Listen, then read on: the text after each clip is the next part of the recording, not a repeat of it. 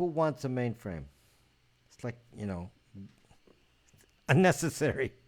How their sale their mainframe sales would have dropped, like, significantly. Does anyone remember a gateway computers, or a router gateway? So anyway, to run large Oracle database, why would you need a mainframe to run a large Oracle database? There's something called, you know, just put a lot of processors in the, put a machine with, you know 500 zucking processors. You don't need a zucking mainframe. Put 500 processors. What do you need a mainframe for? Even mainframe moving to the cloud. Yeah, I'm actually curious. I mean, like, I used to work with mainframes back in the day. Yeah, I used to work with mainframes, and they're like, pretty. Does WordPerfect 5.1? Of course, it still exists. Doesn't mean anyone uses it, but of course it exists. I'm sure I have a disk somewhere of WordPerfect 5.1. Does Netscape still exist? Sure. Does anyone use it? No. Okay, so anyway, uh, uh, okay, so thank you for the watch hours, Dave Nix. So stick around and give me watch hours. So you can say whatever you want. Don't really fucking care. So you can just stay around and give me the watch hours. Make sure you stay here for a long time though. Okay. Okay. So our topic today, I still have Windows 95 in this. You guys jealous? Zuck. Don't forget to turn your clock tonight. Ahead tonight. Webster, are you serious? Is tonight? Oh my gosh. I mean, do I need sleep, and you're saying I got to turn it ahead tonight?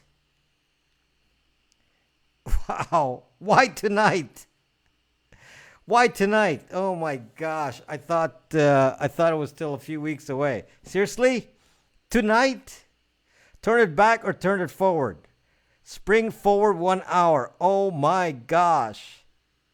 So I'm so tired as it is, and I'm gonna lose an hour's sleep? Suck. That sucked. That is just sucked up. That is sucked up. That is just sucked up. Google it. You guys seriously saved me. I forgot. Oh my gosh. So, I should be going to bed now. Goodness. Why did I take a gig on why did I take a gig on the time that the time moves forward? My gosh. Why did I do that? No rest for the wicked. Yes. And then good night. And then somebody actually said, "Oh, we have some bugs on Brax that you got to fix immediately." And it's like, no sucking way. I'm not gonna go work on the weekend. My weekend's already packed. So you want something to be fixed Monday? Monday. Aren't you glad you find out now? Yes, Eagle Source USA. Yes, I'm glad that I learned now, but I'm not happy to learn it. It's not a happy thing. It's not a happy thing. So anyway, there's a video. There's a video on YouTube, and the video is titled "Nothing to Hide." And basically, I'm going to tell you that that the video was a request.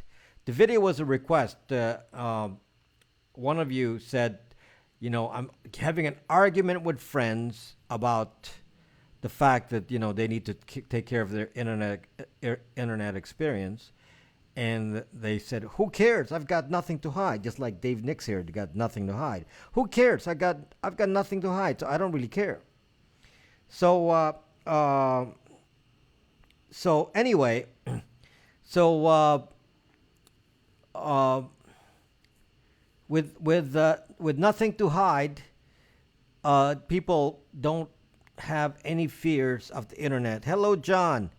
Hello, John from Australia. With no fears of the internet, so the internet, just like Dave Nix here, is like, oh, I can say anything on the fucking internet because nobody fucking cares. So we're gonna talk about that a little bit because I don't know who got the impression that the internet is something to ignore and say, oh, it's all fun times in here, because the internet was never made to be safe. So if when Al Gore invented the internet, it's none of your zucking business to hide. I got, it's none of your zucking business to hide. I, I have some. Did you subscribe to T Series? How about you? Did you subscribe to T Series? Isn't like T Series some Indian Bollywood kind of thing? I mean, who zucking cares about that? I'd rather subscribe to PewDiePie than that. Hello, Fio. Hello, Fio. Who's Fio? Okay, so, yes, did you subscribe to PewDiePie instead? Why do we need to subscribe to T Series? Why don't you subscribe to me, Llama? Why don't you subscribe to me right now? Rob Braxman Tech right there. Right there. Okay, that's the one you should subscribe to. Okay? Add to my subscriber count, subscribe to me, and tell every one of your friends to subscribe. Monique Angel, you got a potty mouth. Who's got a potty mouth, Monique Angel? I don't have a potty mouth. Do you still play piano on your scope? I just did, Jules, but I just posted a music scope here on YouTube YouTube and Periscope last Thursday, and as usual, no one watched.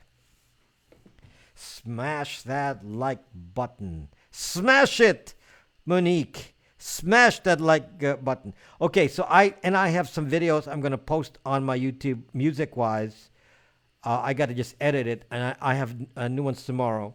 So between those two, I'm gonna have a lot of extra videos to music ones to add to my YouTube. You played no notifications on Periscope and YouTube. I mean, I was playing on Periscope, YouTube, and Twitch. This was last Thursday. So there's got to be notifications there. I was on 3 platforms. So what are the chances of having notifications on Zuck this, Zuck that? Okay, Monique Angel, is Zuck a... why don't you watch my video on YouTube about Zuck? It's called Zuckisms. And you're telling me that Zuck is a bad word? Where in the dictionary is Zuck a bad word? Is there like a list of bad words and it says Zuck is a bad word? Okay. Do you know what it means, Monique Angel, when I say Zuck you, mother Zucker? Do you know what that means? Do you know what that means, Monique Angel, when I say Zuck you, mother Zucker? That's in the video. Okay. I'm going to translate for you. When I say Zuck you, mother Zucker. That means hello, Zuckerberg's mom. I even have a picture of Zuckerberg's mom, okay, looking nicely at Zuck, and it's like, oh, hello, son, my billionaire son. So that is what it means, Monique Angel. That's what it means when you say Zuck you, mother Zucker. It's like, hello, Zuckerberg's mom. You know, how are you today? That's what that means. And when I say Zuck you, that's like, hello, Zuckerberg. How are you, Zuckerberg? And when I say Zuck that means Zuck is up to some trouble again, okay? Zuck is being troublesome. He's trying to steal your privacy, and you don't zucking care. So, no, I do not have a potty mouth. Have you ever met Zuckerberg's mom? No, but I put a photo in my video. So, and Zuckerberg's staff, my broadcast is always monitored by somebody from Zuckbook's Zuckbook employee is always monitoring my broadcast. Okay, so Pinocchio Zuck. So Zuck Pinocchio Zuck. When you say how the Zuck are you, when we meet you, we say how the Zuck are you, right? Sure, John.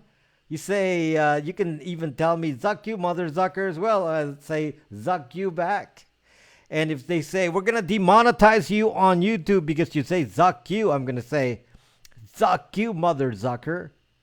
Okay? Don't tell me I'm saying bad words. I do not swear. There's no swearing in my videos. Zuck has an escape chute. He does. Have you considered chucking it in Zucker's pooper? Monique Angel, are you Nick what's it? Something Nicks. And you came up with a new name. Your Zuck means your privacy has been data mined. Now, in case you're wondering what Zuck is, Angel just reminded me all you have to do is go to Urban Dictionary and look for the definition of what the Zuck. Okay? And there's a definition there that I made up. So the definition you see there is something I made up, and go in there and go upvote that. It's the number one thing on the list. Upvote it on Urban Dictionary. If you're ever curious, you go into Urban Dictionary and look for the definition of what the Zuck. Upvote it because that is the correct definition. Elon Musk can blast Zuck into space. I'd watch it. Okay, Joseph. Okay, so anyway, I did make a video. It's called "Nothing to Hide." It mentions Rob. Yes, yes, Angel. I thought Angel made the post on Urban Dictionary, but Angel says she's not sure she made it, so I don't know. But I'm giving Angel the credit for posting an Urban Dictionary because I don't know anybody else who claims it. Okay, so we'll my PayPal was hacked and they bought things off internet. What the zuck, Sir Derek? What the zuck? Somebody hacked. Well, how do you hack PayPal? Easy. You hack your password. Your PayPal was hackable. How did they get your password? Typically, if you're how complicated was your password, Derek? How complicated was your password? Because if your password is at least 8 digits long, alphanumeric with a special character and uppercase, lowercase, then you were tracked by some other means, likely a phishing attack. Okay, I think I demonstrated that. Somebody can pop a screen to you that looks like uh, PayPal, and then you log in, and then you log into PayPal, and then you think you're logged into PayPal, but it's not PayPal. So that's probably what happened to you, phishing attack. So I suggest that you immediately change your password and, of course, report it. I don't think they'll charge it. I tracked the packages to Dominican Republic and stop them and stop them in Miami. Okay, so I hope you contacted PayPal immediately so they can stop the fraud. So wow, that you've been fished. So this is some of the people who have nothing to hide. This is actually one of the problems with nothing to hide. You say, well, I don't really care about privacy, but the consequence, of course, is things like this, where somebody does a phishing attack on you because you have no secrets. They know your real name, and so they can dox you and come up with an email that convinces you that it's real. Let's talk about that for a moment because that's actually something that's not mentioned in my video. I only gave a few examples in the video about nothing to hide and why it's such a stupid argument.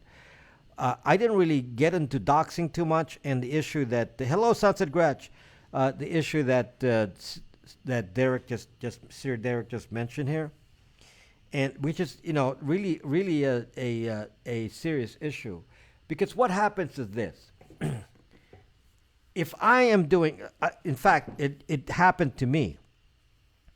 I've been getting this persistent phone call from a long time, Sunset Gretch, long time. It's been a while. Please follow me. Hey, Sunset Gretch, follow me on YouTube, please. I'm on YouTube now, Rob Braxman Tech. Could you go to YouTube and all in bank, but they use PayPal to buy it? Wow. Sunset Gretch, please subscribe to my YouTube account. Have you thought about Gumroad or Patreon for monetized special content? There's another one that does it too. Yes, I have a Patreon account, Deanna. It's Rob Braxman Tech. It's on my, it's on the YouTube thing, and it's on Braxme. I also tweeted about it on Twitter. So I have a Patreon account, and I've luckily gotten some patrons. So if you support what I do, I would appreciate it. This is making this content means it's a full-time job, and I'm basically not doing anything else but trying to to make these broadcasts and teaching you about privacy and tech and so on. So if you feel like you want to participate in supporting the education of people to learn about privacy, you can be a patron, and what a patron gets is basically a private consultant on your privacy from me. I become your cybersecurity consultant. Where's your assistant today? Who's my assistant today? So I become your private. If you have any problems like Derek just mentioned, I can supply you with advice. Uh, Depending on the level, you can call me, or if you're in the first level, then you can talk to me on Brax Me and chat with me, and I can give you some tips. Okay. So I first level gets a Tor router service. That's correct. First level gets Bytes Tor, and then that's the to be in the army. Then the next level is to be able to chat with me about your cybersecurity needs on Brax, and then the top level, I become your cybersecurity consultant. Lip syncs off, huh? Terrible. You are my library for any troubleshooting and help. Thank you, Sir Derek. Okay, so the case that Derek experienced here is exactly Kung Fu Lips. Does patron accept PayPal? Um, I'm not sure, but they pay me by PayPal. I'm not actually sure. I'm not sure about that. So since I've never paid money on Patreon, I've only received it. So, but I know they pay me by PayPal. So they must have some PayPal relationship. So I appreciate it if you do. Again, I'm doing this full time, educating you. I'm not making any other income, and so your support is essential for me to continue this. Otherwise, I will have to pull back. So, and I don't want to do that. I think it's important that we actually push this forward and convince people that yes, you have something to hide. Yes, it's not that you have nothing to hide. It's actually opposite, as Derek just demonstrated. You do have something to hide. One of them is your internet security. So what happened to Derek here? So he got hacked. His PayPal got hacked. He just told us right now. So his PayPal got hacked, and so you wonder, how did it happen? Okay, so I'm going to tell you. I'm going to tell you how it could have happened. So most of you don't really care about email. It's really unimportant to you. Also, most of you don't care that you have your real name and all of your identity and all your information on the internet easily available. In fact, many of you will have quite a large amount of content on sites like Intellius, Axiom, Spokeo. These are called social media aggregators. So anyway, I got this problem. This actually happened to me. So I'm gonna go back to Derek's case here, but let me tell you what happened to me. So somebody found my personal info. They did some sort of minimal doxing, and the doxing involved getting a phone number and a name, which they could have gotten any number of ways. They could have gotten from the Equifax hack. They could have gotten it. They could have gotten it from a contact list that was purchased. They could have gotten it from someone I know that uploaded a contact list to the internet, and all they needed was a name and phone number. This company kept calling me with a name and phone number using my name, which they knew, and they knew the phone number attached to the name. Okay, obviously it's not or maybe they could have just scoured the internet and found it on the internet somewhere. Okay, Now, or they could have bought it from Facebook. Facebook was selling your phone numbers and your name. Okay, Ninja. Thank you, Ninja. Ninja Bob. So then this is called a phishing attack. No, sorry. Correction. This is called a spear phishing attack because it's sharper than just a phishing attack. It's actually pointed with a spear because it's targeted. It's called targeted phishing. And what it is they had my name. So when somebody calls you with your name, they're not just doing a cold call. They actually said, well, I know who you are, so I'm going to say, hey, Rob Braxman, you owe us some money. Call me back right now or we're going to take some action. So they called me like several days in a row. I finally blocked the Zucking phone number. They're calling from Ohio with somebody with an Indian accent. Somebody with an Indian accent calling me and saying, we are from Community Bank. We are from Community Bank. You better call us immediately, sir, or we are going to take some action immediately, and we will take action without your input. So you better call us now, or we will take action without your Zucking input. And my response, as I look at this was done in a voicemail translation. So I don't even listen to the email, but it was on the translation of the voicemail, and it was like, my response is, Zuck you, mother sucker, ignore completely. I'm going to tell you guys, they were calling every day. Every day. Every day. Your grandma is still in the phone book. Every day. Now, when somebody calls every day with the same phone number calling you by name, you're actually going to believe that it's real. That's part of the target. If they call once with your name, they say, it's just a scam. But they call you every day with the same phone number, calling you by name every day. You're actually going to believe that at some point, and you're going to respond. Now, me, what did I do? Okay. Now you can check a phone number for scam if you actually. Of course, the thing is, guys, I don't actually owe anyone any money, and I hardly use credit cards, so the guy was really zucked up. So I don't use credit, hardly. I don't need to. So I don't. You can try to convince me I owe you money, and my response will be, Zuck you, mother zucker. I don't know anyone anything. I don't even owe the IRS. I don't owe anyone. Okay, so because I don't know anyone, so I already know it's an immediate scam. And then they say, we're from Community Bank, and I say, Zuck you, Community Zucking Bank. What the zuck is that? So anyway, it's a Indian guy, and that's the other clue. It's somebody from India. And then automatically I said, oh, it must be Microsoft technical support calling me about fixing my computer. But the Microsoft tech support company was shut down was shut down in India. So the guys who ran the scam for the Microsoft technical support was shut down. They were arrested in India, I believe. So they're shut down now. So somebody from India is doing a new thing now, which is, we are from Community Bank. It was Abu.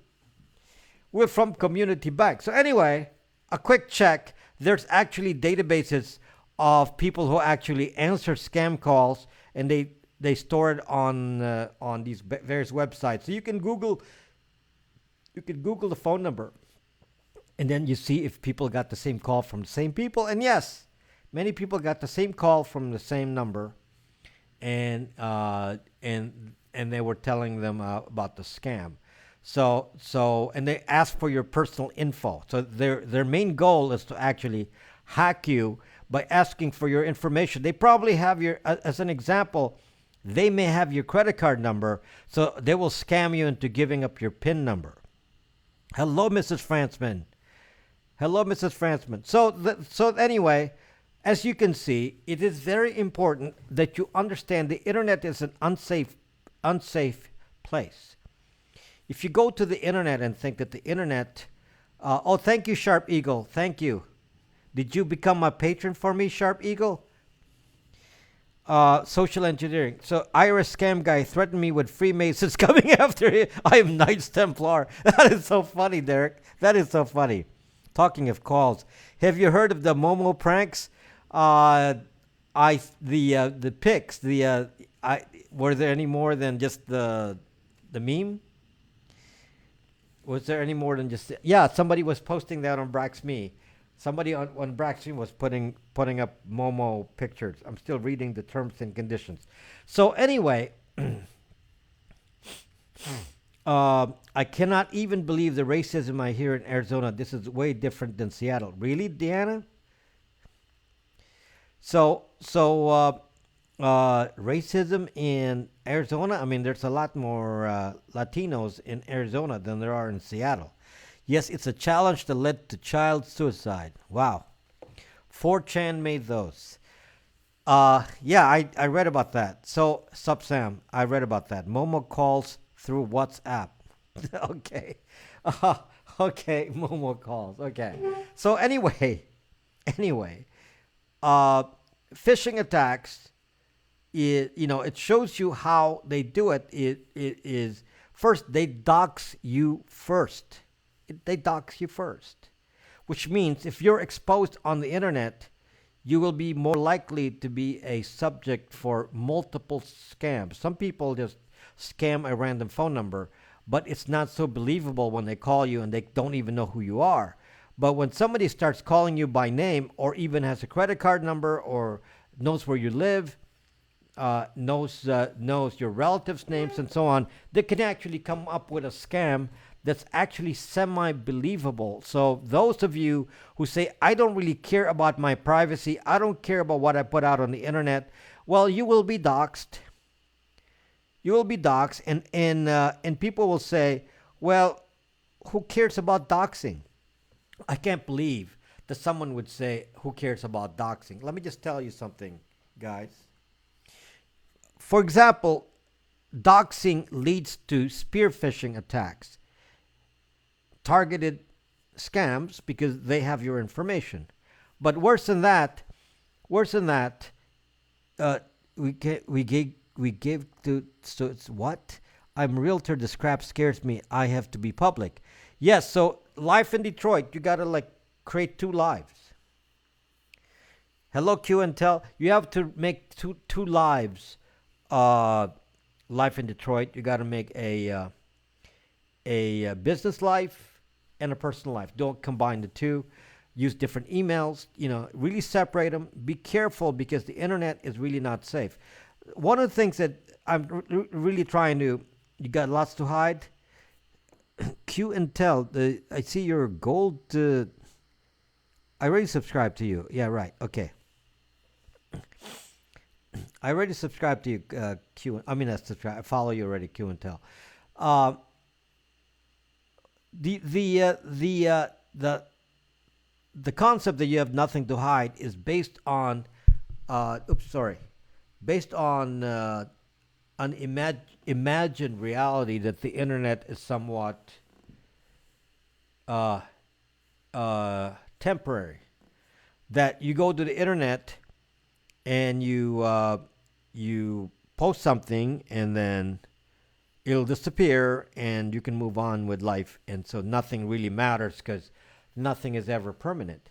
Well, unfortunately, that is the number one reason you have something to hide, because the internet is always permanent. I gave this example. I gave this example in my Nothing to Hide video. Yes, Mystic, I understand. I gave this in my Nothing to Hide video, this example, and I'm going to repeat the example because I'm going to, show you some of the details to this.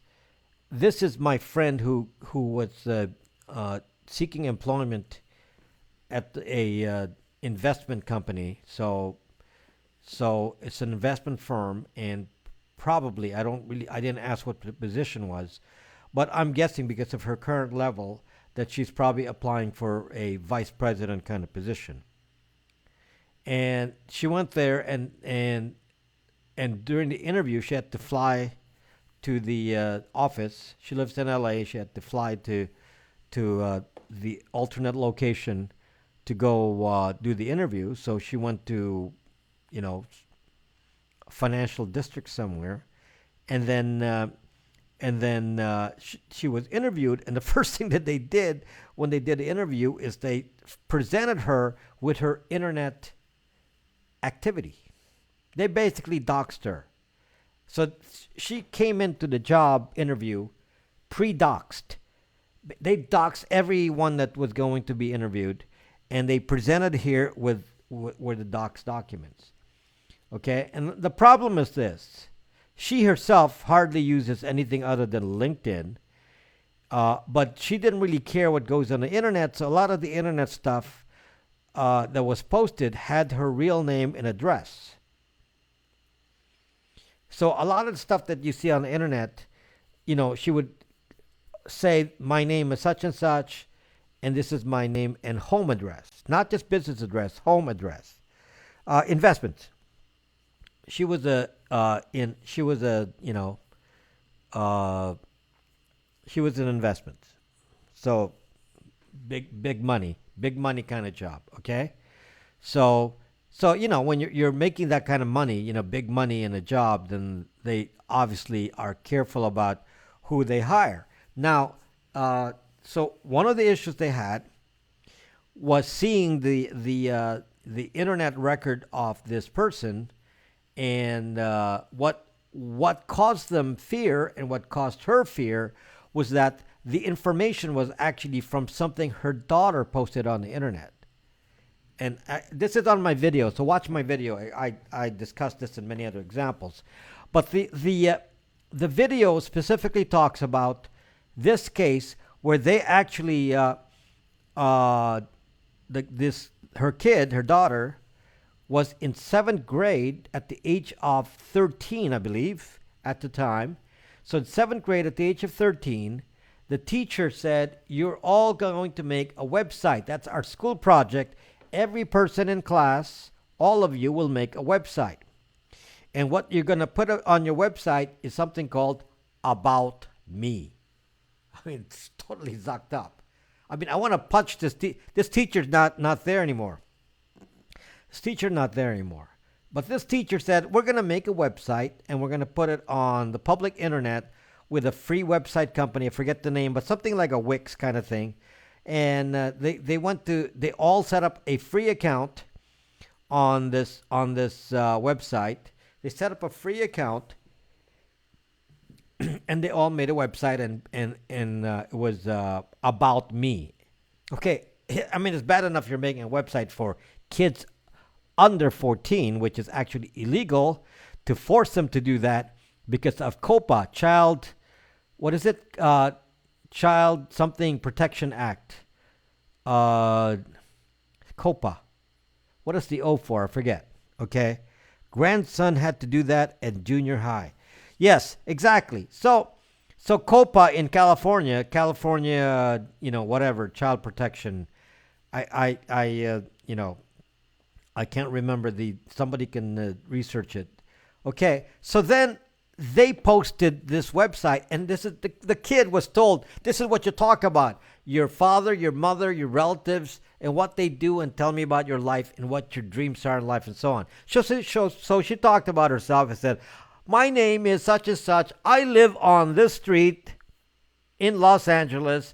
I am such and such years old, and I was born on, you know, March 8th, you know, whenever, you know, at the time.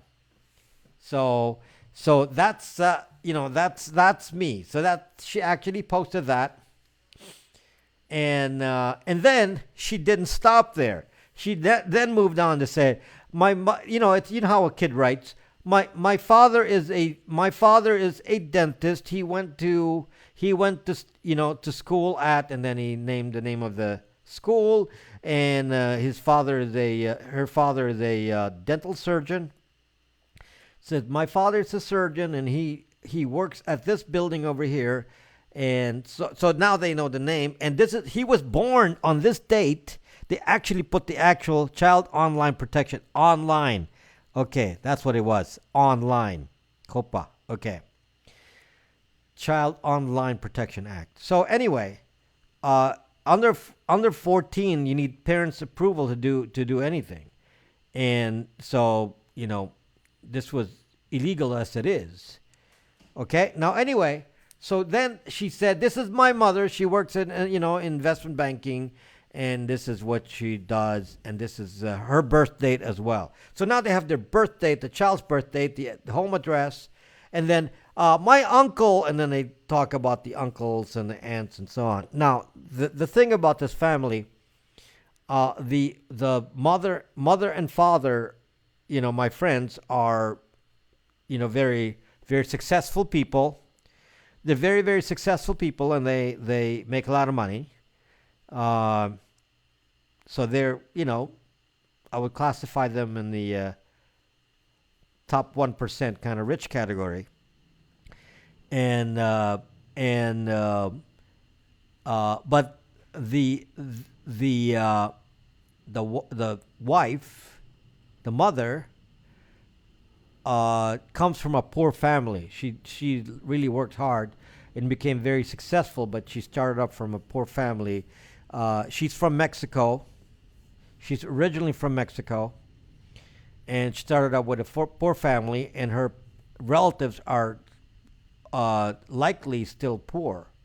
She's very, very successful. She's, like I said, she's in the top 1%. She's very rich, and likely makes more money than her husband, who's the dental surgeon. She makes a lot of money. Okay? So now we have this successful woman who's related to people who are poor, and to the investment banking people, that could be a problem, because they will dox the relatives too and say, who are you related to? If you have poor relatives, are they going to go blackmail you later on because you're dealing with money? Is there something they're going to blackmail you with? Is that safe? So given the level of position is very high, obviously she's going to make even more money. I mean, we're talking about really big bucks here for her salary, and she makes big money now. I don't know what big money is to you, but she's making big money now. So that means bigger money? Wow. Okay. So we're talking some serious bucks, serious money. And so when you get at that level, they will vet you. It's like being a politician. They got to vet you. And so she asked me, how do we get rid of our internet data? How do we get rid of this? And she said, I'll pay you. You become my consultant. Erase that data. Erase that data from, her name was Lola Cabana. How do you, erase that data. I'll pay you money. You take care of it. And I said, there's no sucking way to erase that. You can pay me all the money you want, but I can't erase data on the internet. The best I can do, guys, is to prevent the data from getting into the sucking internet. That's all I can do, is prevent. This is my difficulty with my situation here. I'm trying to teach you by prevention. This is such an important cause, because once it's in, how do you sucking remove it? I'll give you an example here specifically. So the daughter put that website out on the internet. Now, she does not know her password. She does not know her password to the website. Because she doesn't know the password, she can't delete it. Now, let's say that they go to the website company and say, oh, because of COPA, you have an illegal web document on the internet, so you need to take that down because that was made by someone underage. Yes, that could be done. You can force the company, the Wix kind of company, I don't know what the name of the company is, to eliminate that. And yes, that can be done. Here's the problem, folks.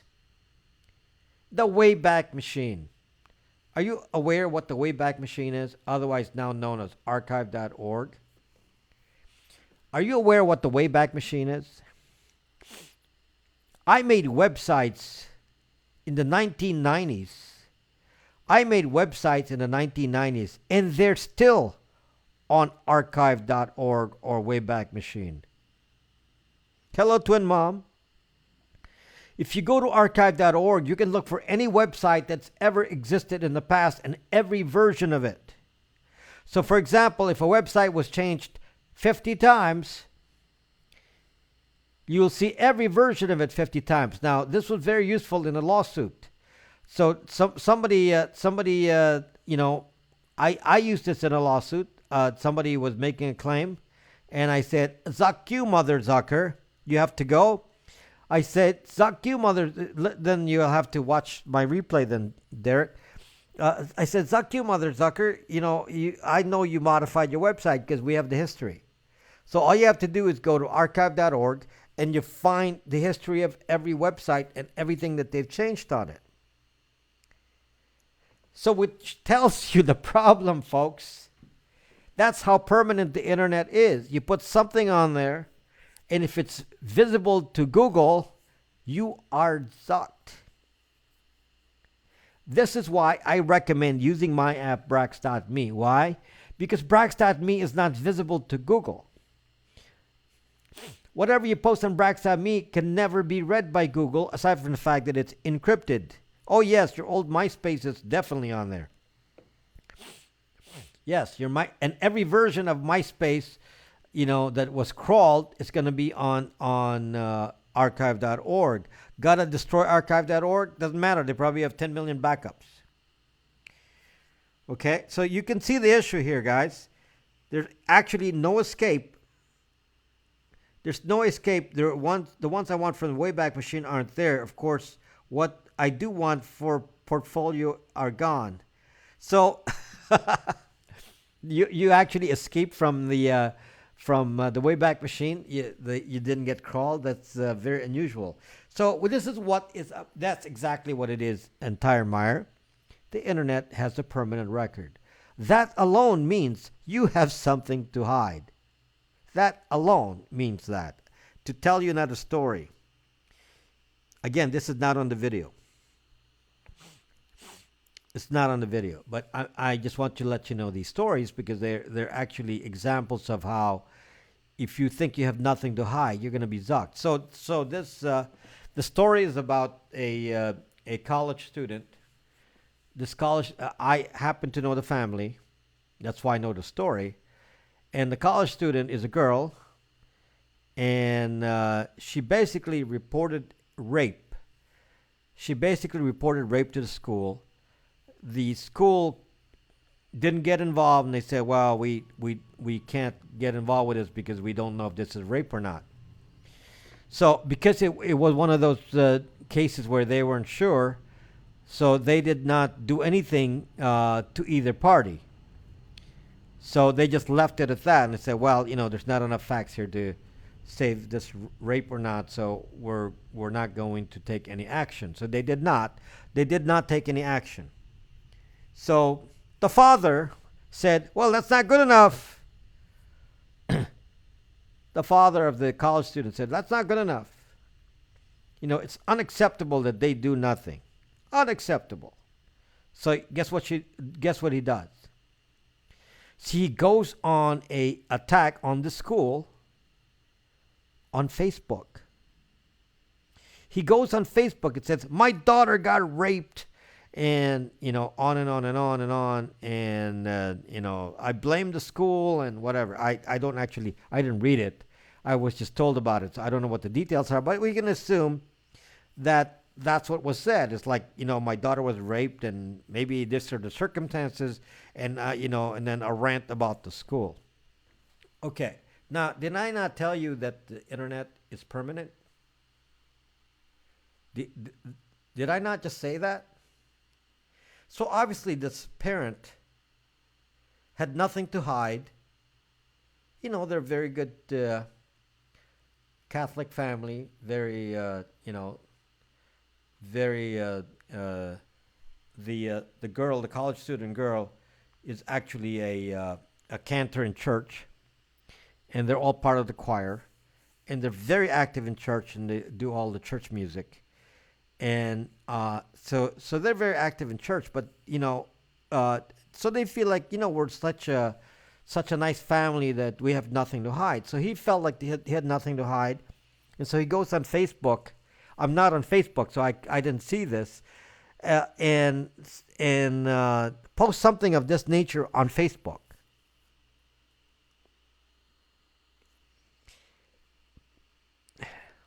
I mean, it would have been better if, if you make a post like it, if you really wanted to attack, you can always, use fictitious names and not go to Facebook and go to some other platform like, attack them on their Twitter account or something like that. But to go attack them on Facebook with your identity and the daughter's identity clear as a bell, because she has a Facebook account too, and that's all well known in there. And to leave that on Facebook, I'm gonna say, what a zucked up parent. This is the kind of parent that says, I have nothing to hide. Okay? Well, they probably couldn't prove it to the police because if the university couldn't even decide if it's rape or not, it's probably one of those hazy cases, okay, where it's not clear.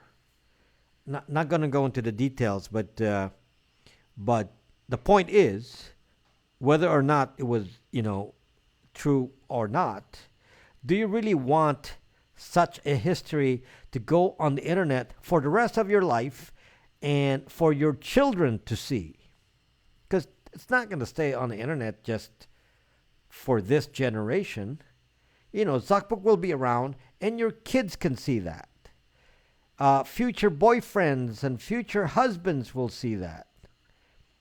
What then? This is the thing about this generation. It's like, I'm going to tell you another case here. Okay? A lot of people do this. They go on Facebook and they show off their boyfriend.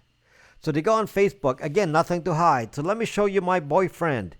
And and then they post pictures on Facebook, maybe affectionate pictures on Facebook.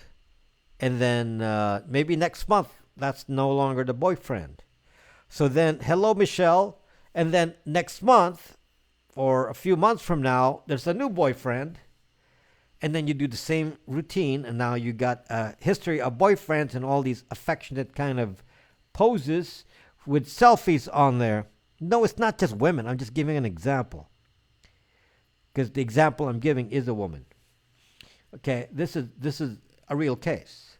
And as this person was posting pictures of the boyfriend, and I keep thinking about this boyfriend, by the way, they broke up. So again, exactly what I'm expecting. Yes, they would break up. And then all of these pictures are on Facebook that you can't delete. And then what happens now when, finally she finds the right person and the husband can see all that stuff and her children can see all that stuff, from your entire life in all these, things that may not be nice reminders in the future. It's not a nice reminder of your life to be looking at past boyfriends and with pictures in affectionate kind of positions and posting it on Facebook where you can't delete it because they don't understand you can't delete it on Facebook. Again, same methodology and same thought process. I have nothing to hide. I have nothing to hide. So this is not important. And I'm here to tell you that, folks, the internet does not erase. I just told you this now. The internet does not erase. So therefore, if your attitude is that you have nothing to hide, then you are going to be so zucked, because the problem is this stuff that you put on there is going to be like a log of everything you've ever done. Every party you've ever gone crazy in. Every, skimpy attire you posted with a selfie. Every, embarrassing situation you post on there. And you're going to have the attitude, well, everyone does the same thing, so I have nothing to hide. And so we don't really care. How about kids being embarrassed by their parents who think their family pictures are funny? Well, future kids, of course, are going to be seeing all this because they're going to search for their parents and they're going to dox their parents and going to see all this. When you push send, you've just given up control. So this is like yes, free to laugh now. Thank you for watching on YouTube, my friend. I'm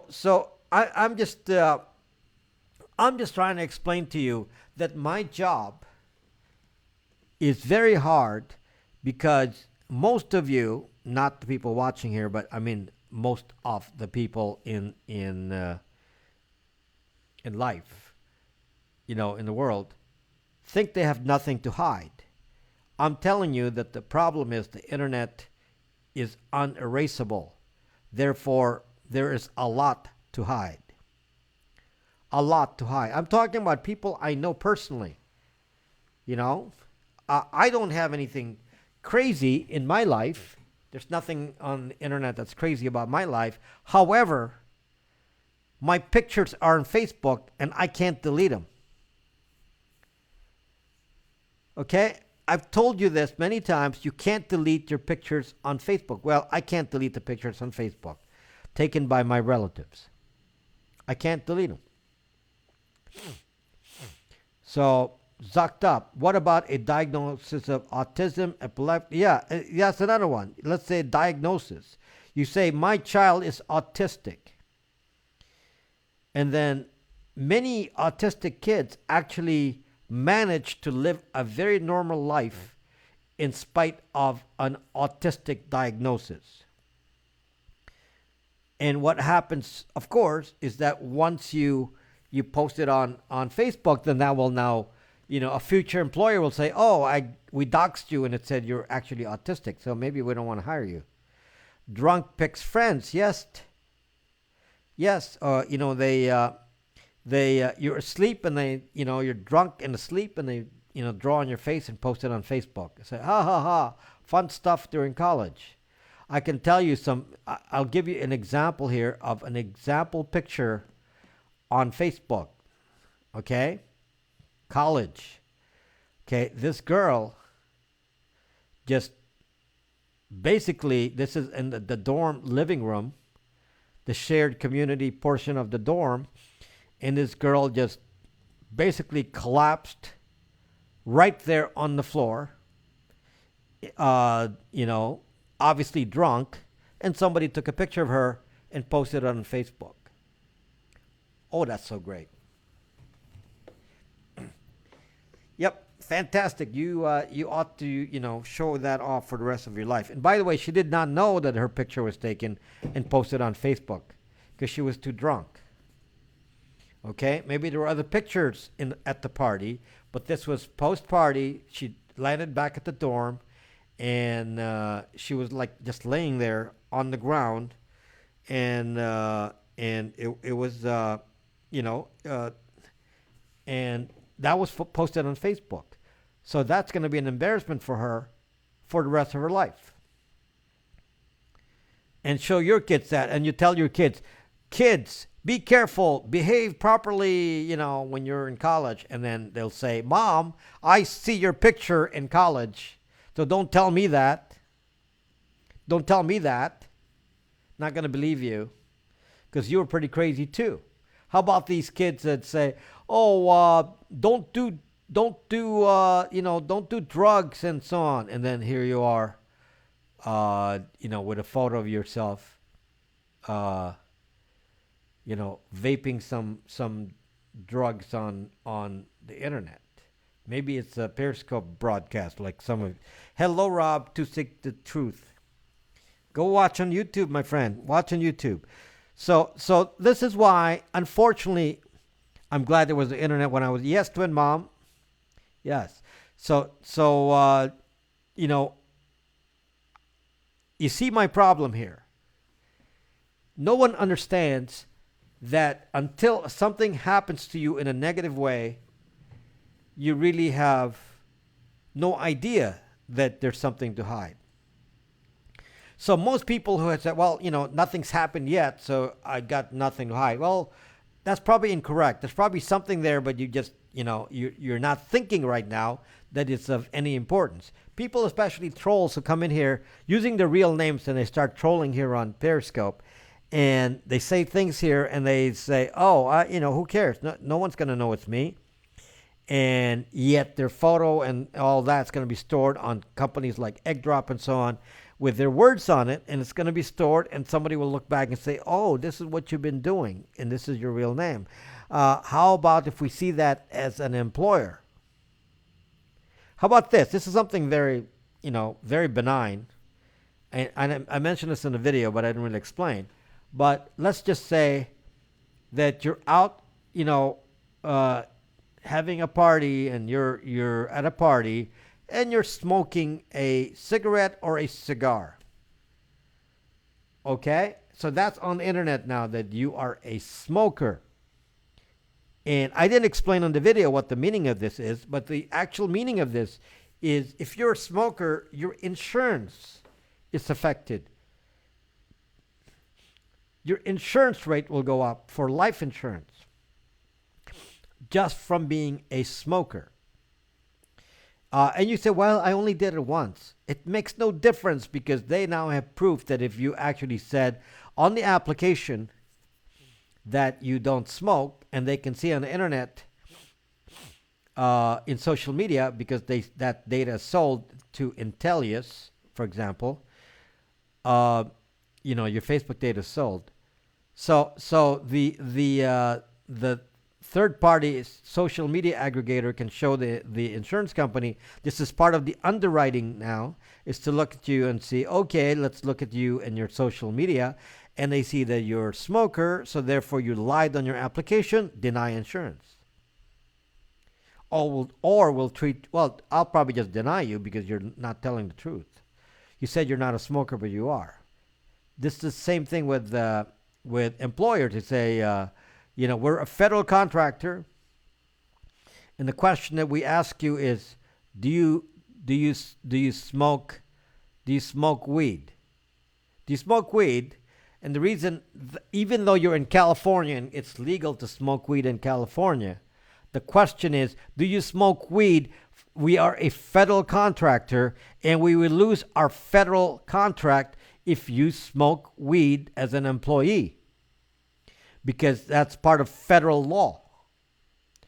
Okay? In fact, it's on the application for, if you want to apply for a job at the National Zucking Agency, they actually ask, do you do any drugs? And here's the funny part: at the National Zucking Agency, they actually have a specific question. They say, "Have you done drugs in the last year?" Very specific. In the last year. Maybe because they can test it.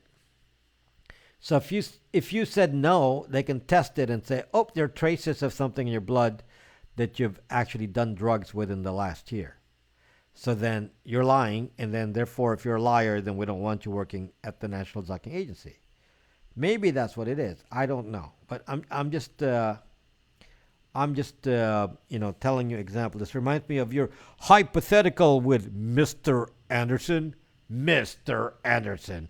A moment of time, fun, weakness, and you're zucked. Exactly. And this is why, for people who ignore what I say, I'm really trying to tell you this in a way that I want you to react to, and that is, the only time I can save you is if you prevent it. This is one of these things that is just a one-way gate. You come into the one-way door, and there's no way out. If you understand this, then you understand that it's very, very risky to come into the internet, do something with the expectation that nothing is really all that serious when you're having fun, and then it turns out that there are cameras and there are things everywhere, and it really has a lot of impact on you. This is one of the problems I have with something that is going to be foisted on us soon, and that is facial recognition. I've already told you the internet is permanent, and it's unsafe because it's permanent. Okay? So many of you will say, okay, I'm going to be very careful what goes on the internet. because I know it's permanent. The problem is with facial recognition, people will now put you in pictures and you will be identified by face even without doing a single post on the sucking internet. It happens in my household every year. That's a different kind of facial recognition, Salvatore. That's, local to the device. Talking about cloud-based recognition. So they come into my house, my relatives come into my house on Thanksgiving. And so they're here at my house on Thanksgiving and they say, we're going to take pictures of you. And they take pictures of me and they start posting it on Facebook. Okay, so Facebook, of course, does facial recognition. That's why I hide my face every time they point a camera at me. I said, if you're going to post this on Facebook, no way. And it's already a problem because my location is already in their picture. They post it with their sucking location in the photo because they don't have anything to sucking hide. And now the rest of us are part now of the victim list simply by being in pictures of relatives in large groups taking pictures on the internet at your house. Now, if this was in a public place, that'll be a little bit different. But if they're taking the pictures at your house, then they know exactly what your location is. And they know the name of your relatives because they use real name on Facebook, and they're all now connected. And these kids are so fucking dumb. They don't have any idea the kind of complex relationship they're building with just these photos, with facial recognition and knowing how people are related. Okay, especially somebody who says, okay, I want to create, like Life in Detroit said, I want to create an alternate identity so that since I'm a realtor, I don't want, my real life to be confused with my realtor life. And so I'm going to, be careful with what I put on the internet. And then your relatives suck you up by putting you in pictures, and they connect you to them, and they connect you on social media, so you're zucked. So you're friends of friends on Zuckbook. Yes, John. So this is the kind of thing that just a relationship map by photos, not by contact list. This is the relationship map that's actually being used by the data weaponization companies that I'm going to talk about tomorrow. So we're not going to talk about that right now because there's enough to talk about. So I'm going to talk about we're just talking about the fact that, if you understand the permanence of the internet, a lot of this will actually make sense. I'm probably there too you can't, I'm on Facebook. If you've been on Facebook for any amount of time, like I have, even if I haven't been on Facebook since 2012, that's, 7 years ago now. 7 years ago, I was on Facebook, and to this day, I can't delete my stuff. Okay? I was actually doxxed by somebody seeing people that look like me. That was enough to dox me. Just by looking at photos of people that look like me. And it's disturbing because I can't do anything about it. It's nothing within my control. Because they keep posting pictures of themselves, including me in the pictures. And, at some point somebody says, oh, I know who you are because I saw a comment from somebody who knows you. And then I looked at the photos and I said, oh, you seem to be related. It's there until you die, it says in the EULA. Until I die, they, FB, are just data sellers like they're selling cars. Yes. Yes. So, no, even if you die, your data's still there. No, you don't. You're not going to care when you die, but somebody else will care. So, your data, this is the zucked up attitude of Zuck because he said, I don't really care about your data. But then he comes around and says, I'm now going to be the privacy-focused social media of the world. What a fucking liar. Twin Mom, it's frustrating. Every year I have to tell them, and I have to give a lecture, and they're irritated by me, and every time. But it's my house, and it's a problem because then some of them actually said, "Can we borrow your Wi-Fi?" And I don't want them to use my Wi-Fi. Guess what they do on my Wi-Fi? So my sister came over. My sister was visiting, came to my house and was visiting, and she said, "Okay, can I use your Wi-Fi?" So what she's gonna do, obviously, is go to Facebook on her phone using my Wi-Fi, just so revealing my IP address to Facebook. So I said, "Zuck you, sis. Zuck you, sis." I installed a VPN on her phone. I immediately installed a VPN on her phone because I said, "I don't trust you. You're gonna do some crazy stuff." And I installed a VPN on her phone. Fortunately, I own a VPN, so no problem. I gave her a VPN and said, "Okay, when you're at my house, use this." I'm sure she's not going to use a VPN when she's not home. She's not in my home. When she's back home at her home, she's not going to use the VPN. I just know her. She's just a Facebook lover. Okay? But you see the difficulty for me because often our privacy is not just us not having nothing to hide, but we are zucked by the people around us with nothing to hide. Anyone who comes around and says, "I have nothing to hide," and my thought process is, well, I don't really care about you having nothing to hide, but the people who are connected to you are being zucked. Simply by having people who had nothing to hide, you're actually zucking everyone around you. And that really, really bugs me. Does she turn it off? Not in my house because I left it on, but she'll turn it off when she gets home. Well, what does she live on Facebook? Family, what does family or stories?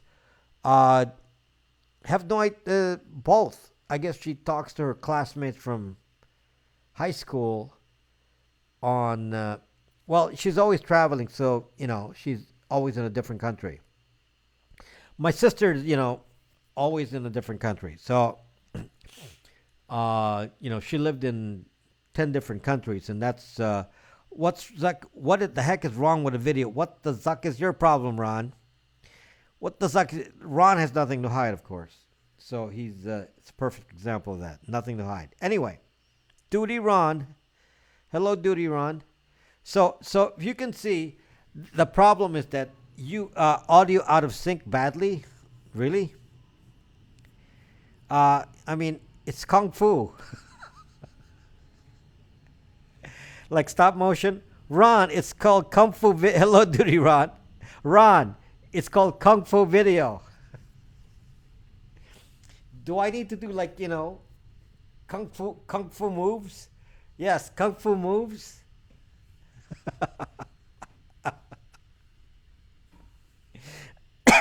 Hello, Lenny PR. Yeah, Kung Fu. Yes, that's what it is. I should put a title Kung Fu video. Zuck. Yes, my sister is zucking me. Hello, friends. Hello, Duty Ron. Hello. So, yes, that's what I'm saying. Again, listen to what I'm saying. You may think you have something to hide. You may think you have something to protect. But then you're related to Ron. And Ron says, "Well, I have nothing to hide. Who cares about my midget porn? That is of no concern to you. I don't really care." But Ron is zucking his relatives. That's the kind of indirect problem we have. Just like contact lists. Okay? So when Ron goes on the internet and says, "I'm going to upload my contact list to Facebook," then he's zucking everyone he's connected to by saying these are all, it's a relationship map, is fine just out of sync. Thank you, Twin Mom. Okay, I don't know what the problem is. Someone politely tell Two-Faced. Did you block each other too? That I'm not gonna get involved with this, Ron. Okay. Anyway, so you feel worse for the midget's family members. Yes. So that's the problem. Is I'm gonna give you another example, guys. A Facebook example, and I've told you this many times. I've told you this many times, and and I'm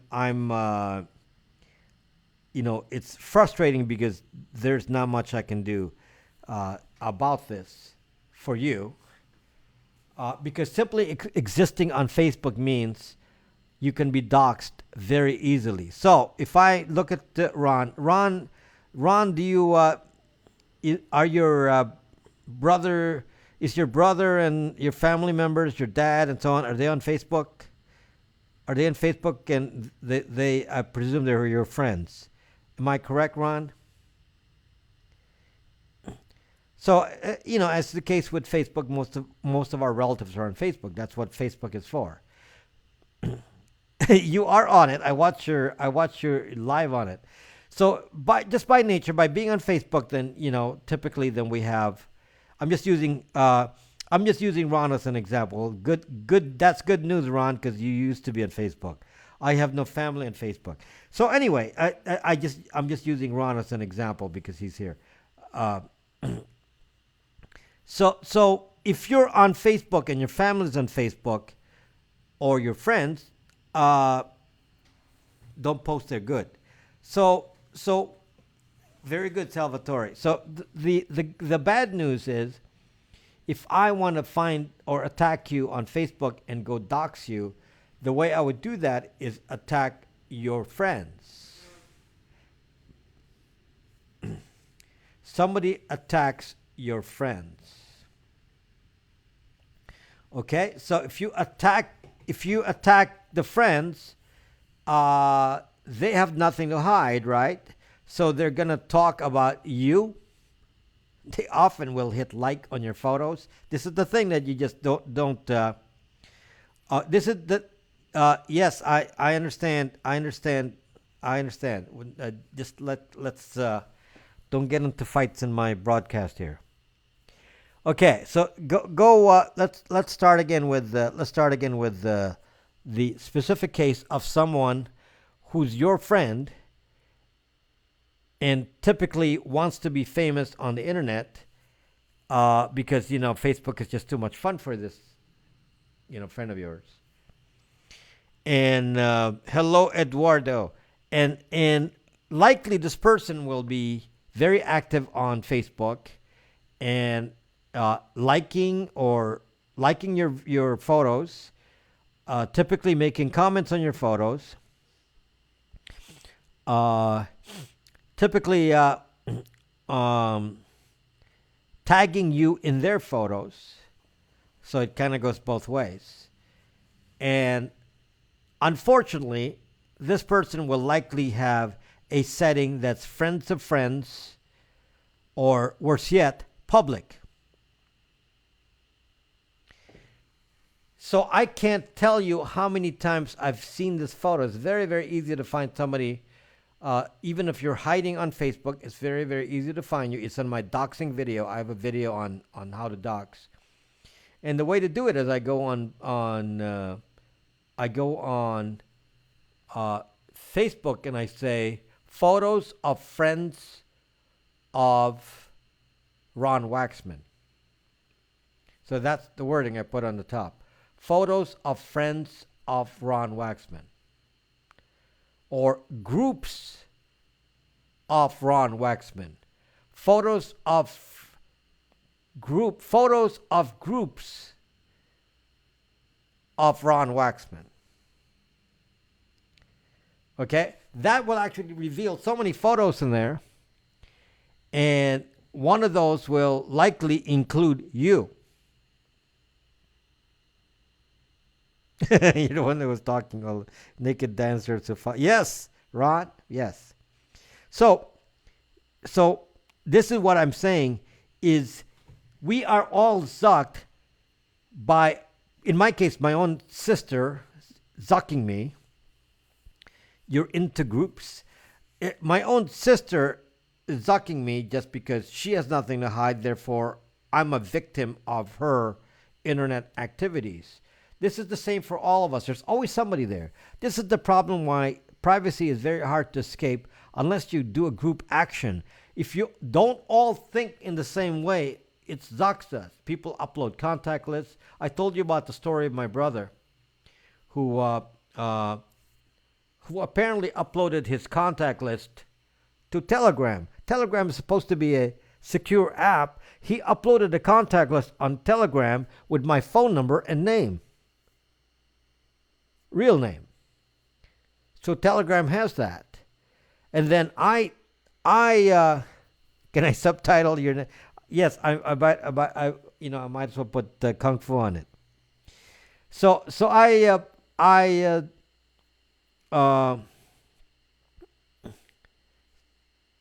now what was I saying before Ron interrupted me? So now I've lost track of what I was saying. Can somebody remind me what I was talking about before? It's hard when you get an interruption, then you lose the thought. Fighting a losing battle with contact list. So my brother, so I set up an account on Telegram, and Telegram says, put your phone number in. So I put my phone number into Telegram, and then with not even getting in touch with anyone, my brother contacted me on Telegram and said, oh, glad to see you on Telegram. I mean, I was so I saw that, and I just, I immediately deleted the message, but it was so zucked up. I stopped using Telegram. I never even used Telegram after that. I said, this is so zucked up. This is supposed to be a secure app, and here you are being found by, people, that you don't, why is it asking for my phone number? How did it know my phone number? Again, it was because of a contact list. So that's the terrible situation we have with this nothing to hide problem, because it's not just your problem.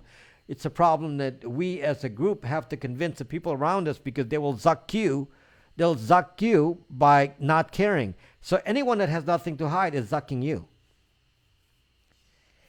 Okay, I'm going to give a different example now.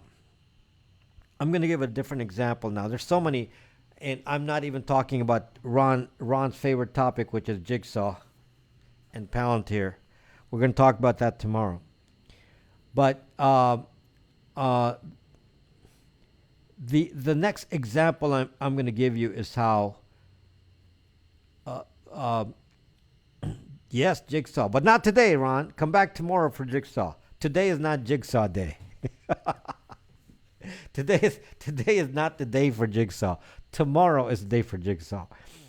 Today is to tell you about how, yes, tomorrow Jigsaw. I'm going to tell you about how you can use the internet offensively now. And the example is a military case.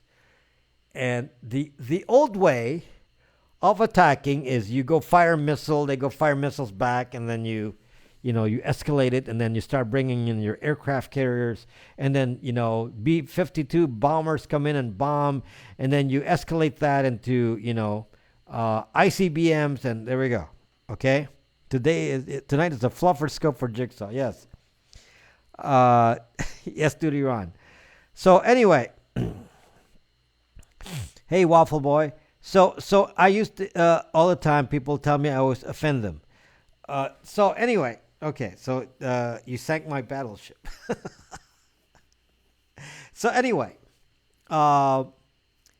this was a war game simulation that was actually done, and this shows you the imagination of the war game people, because they said, how in modern times, how do you distract? Because the idea is distraction. Distraction in the old way is, you bomb a, you have a terrorist attack in one city while you're actually intending to do a military action someplace else. That's an example of a military attack that is a distraction. But the war game example that was in my video is a completely different one. It's a completely different one, guys, because it's actually, why? By the way, Duty Ron, why are you not watching me on YouTube?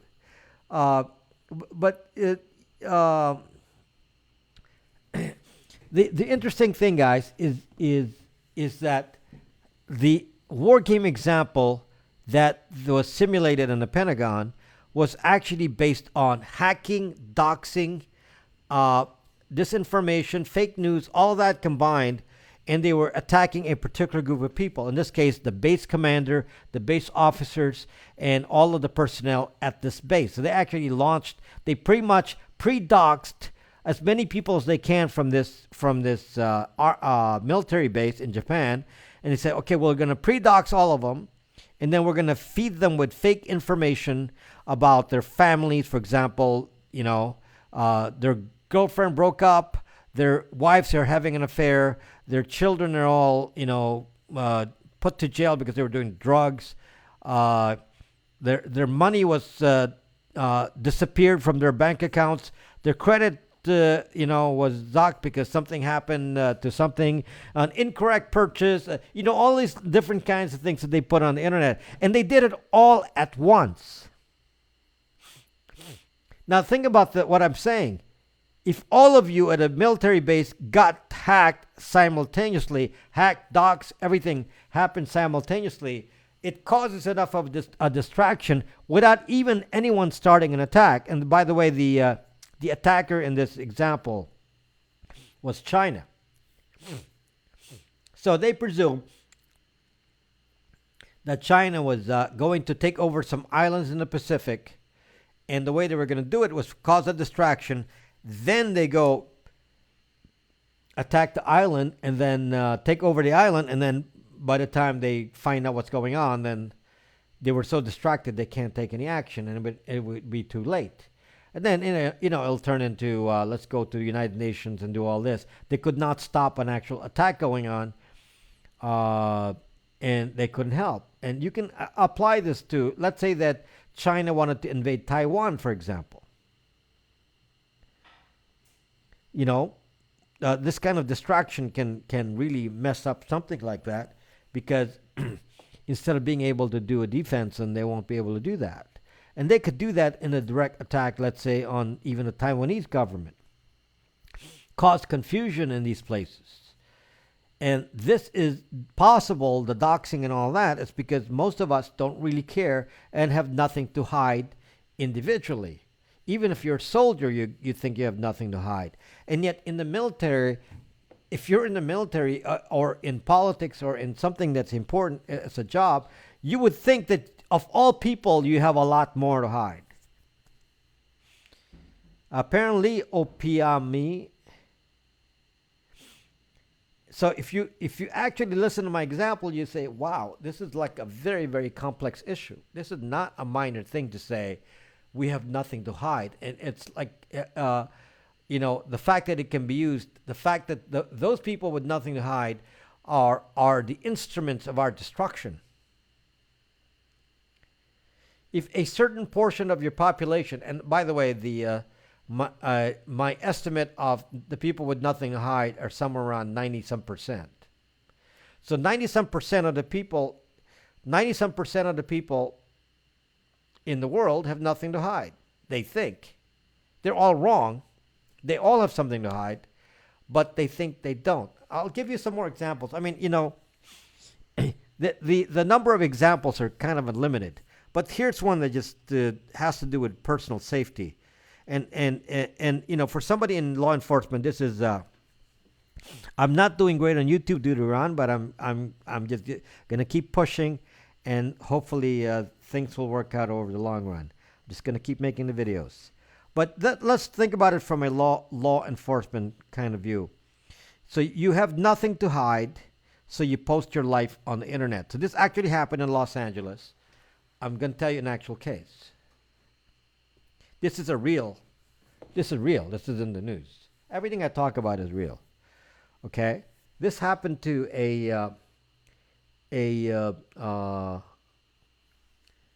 college. Well, I'm trying to remember if he was in college yet. I think he was getting into UCLA basketball team. But I think this was, he's famous in the school, and I guess he's famous as, let's just assume he's in UCLA, because I can't actually remember. But I think he was so in this example, he's a basketball player, and he's known. I forget the name. I don't know I don't remember the name because I don't, I'm not into sports. So anyway, he's a basketball player, and of course his classmates and people around him and people in his neighborhood. He lives, in out of town in a place called Corona, California, which is oh like 60 miles from L.A., something like that. Okay, so anyway, he's far away from L.A. itself, so it's like an hour from L.A. or so. Anyway, uh, he has a game. Obviously, everyone knows he has a game. He's a public figure, and when he goes to a game, his family goes to the game. So basically, they all know what his schedule is because it's posted on the internet. And when he goes to the game, nobody's at the house. Okay. Okay, Duty Ron, does that make sense now? Nobody's at the house. So of course, some burglar then decides, oh, how easy is this? We know where all the famous people are, and we know when they're not at home because obviously this is a college kid, and his parents will want to watch since they're local. They're going to watch the game, and the game is local, so they're going to go watch it. So they're going to go over to whatever maybe they're playing with against USC or something. They're playing a local game. So they go to, they're playing in LA someplace, and then obviously the entire family goes because they're supportive of their son, and no one's at home. And of course, somebody did break into their house and burglarize it. And it was in the news. Okay? So by the same token, I'm watching people this is on Twitter. I'm watching employees. I saw this at the beginning. I don't follow any Periscope employees. So I just saw this at one time, and it was just interesting to me because people on Periscope said, we're going to use Twitter as our texting platform. We're not going to go text each other. We're going to post our plans, our social plans on Twitter. So they started to say, well, these are single people now. We're going to go meet up at the bar. We're going to go over here at this time. And so, yeah, okay, we'll all meet up there. And they're doing this out in the open on Twitter. So they're saying, okay, this is what we're going to do this weekend. This is what we're going to do tonight. We're going to all meet up in here. And they're doing it publicly on Twitter. And I'm like saying to myself, Duty Ron, smart, huh? Why would you do that? Oh, how about this? People go on, again, people with nothing to hide. They go on Facebook and say, I'm going on vacation. I'm going to go to Paris next week. We'll be gone for 2 weeks. We're going to be gone for 2 weeks. Let's post that on Facebook. How hard would it be to dox you from Facebook to know exactly where you live? How hard is that? Oh, you got nothing to hide. So, okay, you're not going to bother with that. Okay? By the way, I myself, I don't announce if I'm going to leave town. I don't announce it in advance. And when I actually broadcast that I'm out of town, guess what? My house is not empty. Aside from the fact that my house has a security system, my house is not empty. I have 19 HD IP cameras that have facial recognition. I'd have great footage. Hey, Duty Ron. Hey, Ron. I can't tell you. I've never been burglarized, by the way. My house has never, ever been burglarized. But I have so many cameras outside of the house that I have videos, at least 5, Duty Ron, at least 5 videos of burglars and car thieves right outside at the neighbor's house across the street. So every time there's a something happens in the neighborhood, they ask me for my video. Now sometimes I don't have coverage because it's not in my zone of view because it's not connected to my house. But the house across the street is directly in front of the camera, and you can see the MO of the burglars. You can see exactly how they scope the house. You can see how they hide their faces. I'm living the same house for 25 years. I've never had a break-in in my entire life. So, and obviously because I'm careful, and the fact that there's a lot of burglars around me, many homes around me have been burglarized often. I live in a kind of an upscale neighborhood, and this is kind of a target. People from the poor parts of town come to rob here because they know there's stuff to rob, so there are burglarized. So there's a lot of them always looking for opportunity here. So for example, I've seen the way that this happened. I was watching my neighbor, who had nothing to hide, by the way. She's all over Facebook. Anyway, she was in the garage, and then doing whatever in the garage, and then she gets in her car and leaves the house. Yes, Duty Ron, that's correct. So she left the house, and immediately after she left the house, obviously there's no more cars in the house, and the thief was walking by, actually was driving by, saw that she left, circled around, dropped off the guy and the one of the guys, and the guy then scoped the house and to see if there's anyone in the back, and then wore a big straw hat so they don't look, that you can't see their face on camera. And they're walking around with backpacks. So that's one of the MOs. They walk around with a backpack and they have a big hat. They're always looking down. Okay? Every time I see somebody like that, I'm like, you're wearing a hat. You're carrying a backpack. They're trying to look like gardeners. A lot of the gardeners are wearing those sombreros. Okay?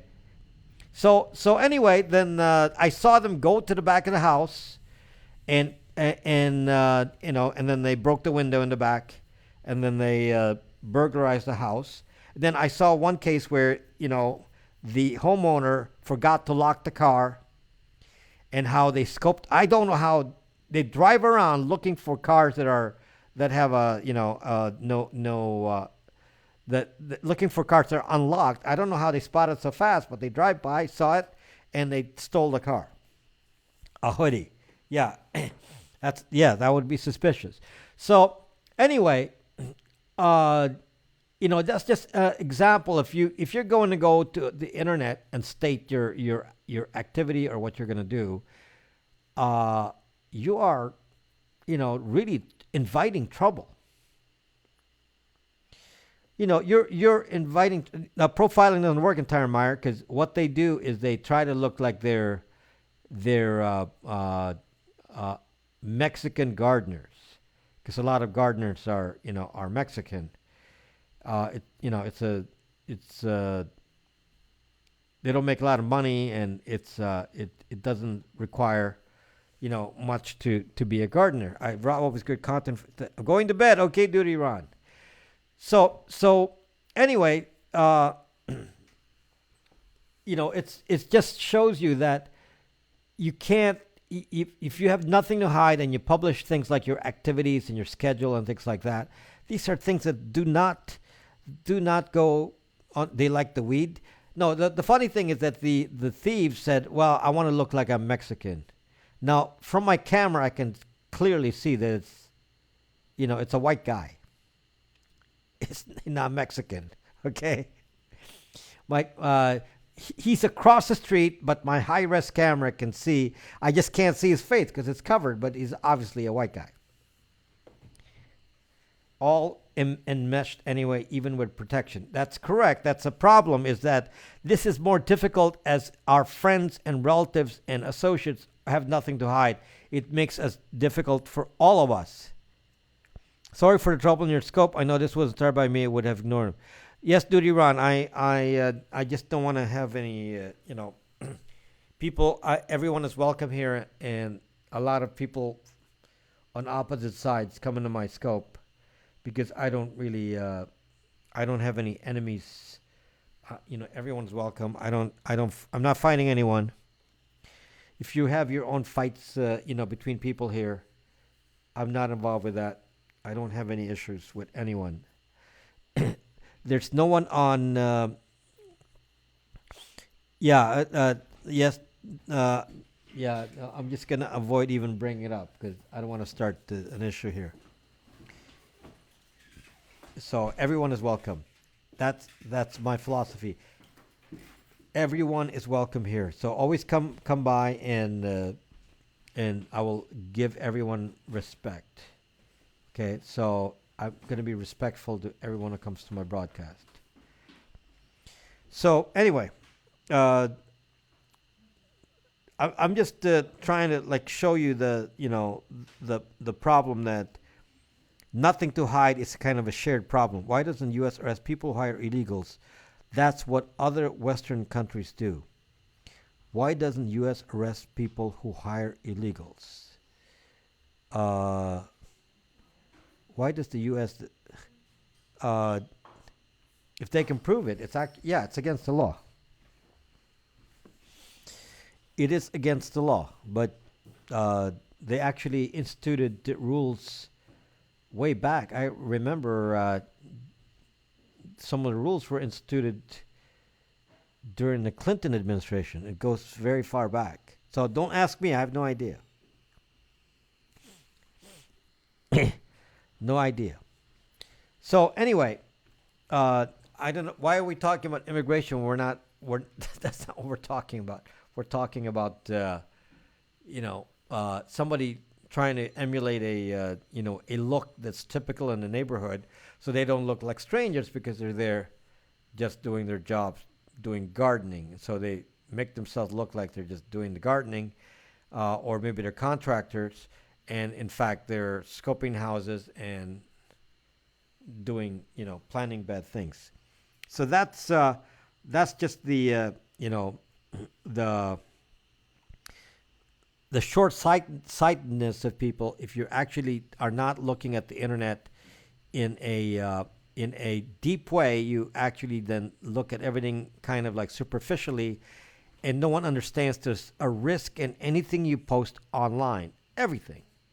It's really very dangerous stuff. And I know this, so I'm telling you, the problem is I don't want you to get into trouble where you actually end up with danger happening to you, either by getting doxxed, getting robbed, getting burglarized, getting attacked, getting stalked, or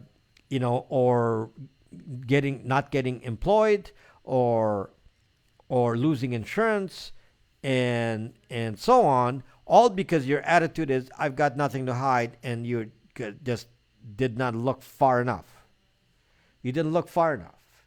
Tomorrow, I'm gonna focus. Tomorrow, I'm gonna focus on a more specific problem with nothing to hide, and that's about the weaponization of data.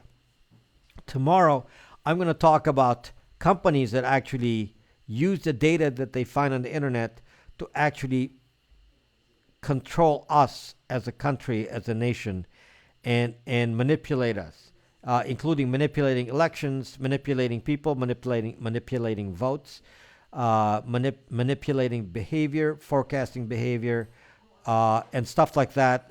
We're going to talk about that tomorrow. Mama Mia, I have what? Spot the dummy plot on Twitter. What does that mean? So anyway, I'm going to expose you to the bigger picture of data weaponization in tomorrow's broadcast. Hopefully, you would have recovered from the lack of sleep from tonight, because that's going to be a problem for me here, knowing that we have to move the clock. We have to move the clock ahead by an hour. I actually nearly did get robbed. They could not break the handle, so I broke his ankle, and I've been sued.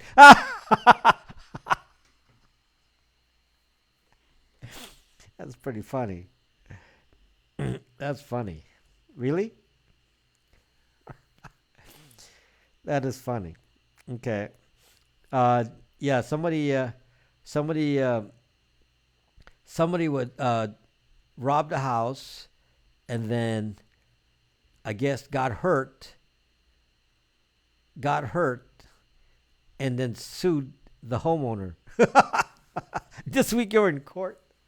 So it's a very similar case. Yeah, somebody actually robbed the house, got hurt in the house, and sued. So no music time today, Michelle. That will be. But I will post several music videos next. I have them already, but I gotta go process them. I'm gonna post some videos next week, and I'm gonna have another performance tomorrow. So I'm gonna post all these performances, so you can watch them in the next few days. Okay, so I'll be adding some of these music videos, and then I'm gonna make my normal videos next week. Okay, so that's the plan. And tonight, my focus tonight is to get get some sleep because I got to get up early tomorrow and to do a gig in the Zucking morning. No, I don't play piano anymore. Aside from the beginning, I play a little piano at the beginning of the broadcast. So, otherwise, Michelle, did you watch my music uh, thing here last Thursday? Did you watch that? I had a broadcast that was all music for 2 hours, 2 plus hours, and hardly anyone watched that. Like 400 viewers. So, if you really want the music, then there it is. But the fact of the matter is, when I do music, everyone leaves. So, fact is, no one's really interested in my music. So, uh, just a handful of you. So anyway, I'll post the videos and you can watch that very soon. Okay, next week. So anyway, glad to have you here tonight, my friends. And as usual, we don't get a lot of viewers here anymore on Periscope. If I don't put squash in, then I don't get the viewers, but it's okay. I like it. Okay, John, to go. So I'm gonna post more music next week, and uh, tonight I'm gonna try to finish this a few minutes early. Then we'll resume tomorrow and talk about data weaponization. Data weaponization. That's going to be our topic tomorrow. For those with nothing to hide, I want to teach you about data weaponization. Okay? So thank you for watching, my friends. Thank you for those who stayed up on YouTube. And I will catch you tomorrow. Good night. Good night.